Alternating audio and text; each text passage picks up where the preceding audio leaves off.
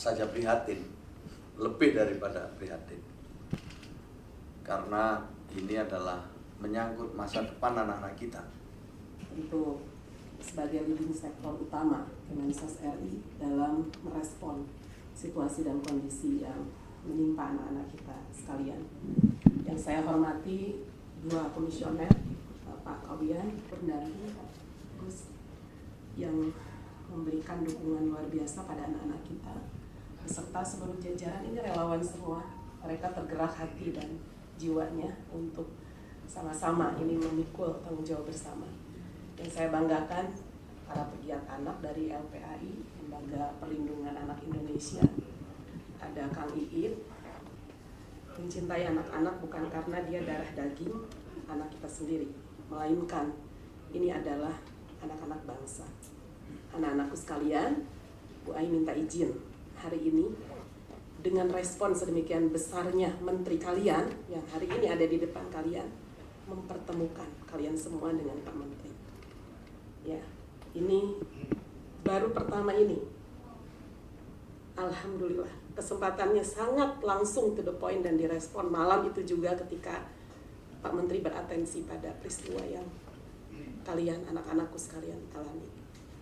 Jadi terima kasih, mungkin mohon kesediaan media dan segala sesuatu tidak memunculkan wajah beserta anak-anak kita tercinta ini. Dan kami persilahkan mungkin ya untuk bisa ke sebelah ya, untuk bisa didampingi, karena ini akan membicarakan situasi yang sangat penting untuk dan sangat krusial, sangat relevan nanti untuk adik-adik sekalian juga. 14.653 kasus pelanggaran hak anak yang terdaftar secara register ke KPAI. 14.653 kasus selama 2021 sampai 2023. Nah, ini berarti menempati data 2024. Ya. 2024 kami belum launch karena biasanya di akhir tahun. Ini menunjukkan pengaduan yang secara resmi mereka hadir maupun datang langsung maupun online. Tetapi data prevalensi kita di tahun ini saja dari data-data di Indonesia tentu lebih dari itu anak-anak yang mengalami situasi kekerasan. Prinsip-prinsip yang ingin kami tegakkan, tentu pengawasan ini akan memberi dukungan pada penyelenggaraan, efektivitas penyelenggaraan perlindungan anak di seluruh leading sektor dan salah satunya kementerian. Ini yang menjadi semangat kami sehingga penerimaan pengaduan dari masyarakat kepada kami ketika ditindaklanjuti secara cepat menunjukkan akuntabilitas dan memang responsibilitas kementerian tersebut jauh lebih luar biasa dan menjawab ekspektasi publik. Sehingga sistem ini yang kita terobos dan bersyukur Gus Menteri dengan segala gerak tanggapnya ini yang menjadi pertanda bahwa Kemensos ke depan akan semakin diandalkan di masyarakat. Bapak Ibu, tentu teman-teman sekalian, dari case ini Pak Menteri kami ingin sampaikan ada dua hal yang sangat krusial. Pertama, perlindungan anak pada anak-anak yang mendapatkan situasi kekerasan seksual berupa sodomi. Situasinya sudah terjadi seperti budaya, bahkan sudah ada yang mengalami lebih dari 2-3 kali perlakuan. Kedua, realitasnya dilakukan oleh yang dianggap orang tua kandung, orang tua asuh, karena ini adalah pimpinan kepala panti.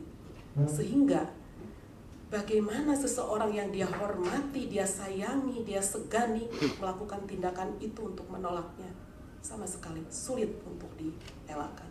Ini berdampak secara psikologis berkali lipat, berdampak pada masa depan dan kesehatan reproduksi yang sangat mengkhawatirkan. Sehingga poin-poin krusial ini yang ingin kami titipkan kepada Balai Rehabilitasi, sehingga jumlah anak sampai detik ini secara keseluruhan 32, tetapi yang sudah ada data 26 yang dititipkan ke KPAI tadi secara profiling baru 4, dan yang terindikasi aktif tadi 12 ya, sekitar 12 anak.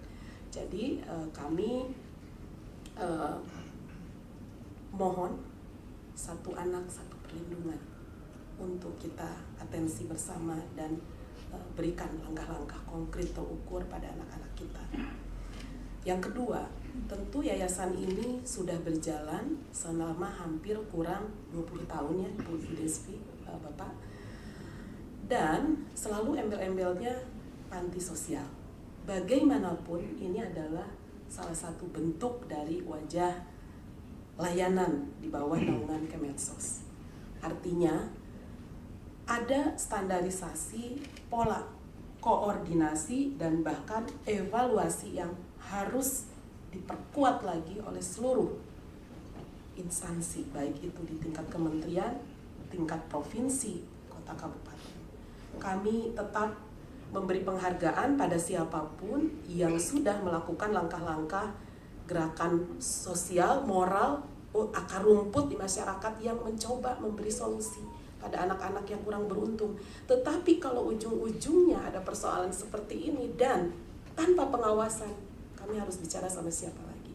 Tentu kementerian yang terkait kami mohonkan untuk turun untuk memberikan standarisasi secara utuh dan evaluasi menyeluruh, sehingga situasi yang awalnya menjadi langkah gerak masyarakat sipil yang begitu hebat ini tidak terpangkas oleh oknum-oknum dan bahkan orang-orang yang ternyata mencari kehidupan dan eksploitasi seksual berkedok yayasan yang sangat merugikan.